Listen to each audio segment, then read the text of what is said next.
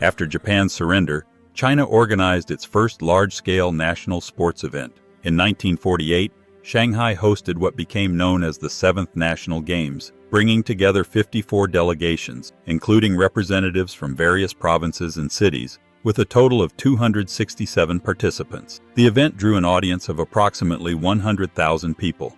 On May 5th at 2:45 p.m., the torch relay team, which had started from Nanjing, arrived at the stadium in Shanghai, where the opening ceremony began promptly at 3:00 p.m. The event's president, Jiahua, Vice President Wu Guozhen, and Songhu Garrison Commander Xuan Tiewu were present in the grandstand. Following the playing of the anthem, the ceremony officially began, with planes flying overhead, dropping promotional leaflets. The delegations made a lap around the stadium, representing 32 provinces and 12 cities, along with teams of Chinese expatriates from Indonesia, Malaysia, Siam, Vietnam, the Philippines, Canada, and Hawaii. The delegation from Fujian, with 12 members, was the 6th largest in terms of participants. The Air Force delegation, with 123 members, was the 5th largest, consisting exclusively of men. Among the international delegations, the team of Chinese from the Philippines,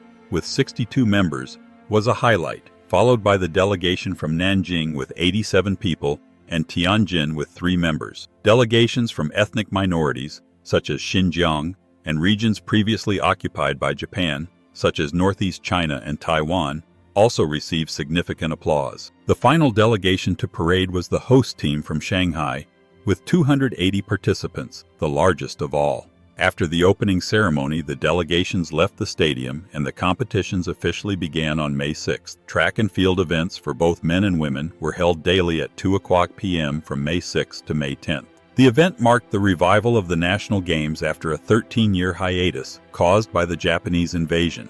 With a record number of over 50 participating delegations, this was the largest national sports event to date. In addition to the competitions, one of the highlights was the presence of various sponsors, whose brands, many still in existence today, displayed their advertisements throughout the stadium. During the competitions, Malaysian Chinese athlete Tao Fuheng won the lightweight weightlifting title. In the women's 80-meter hurdles, Hebei athlete Kui Eiling took first place in her heat, finishing as the overall runner-up behind her compatriot Wang Yue.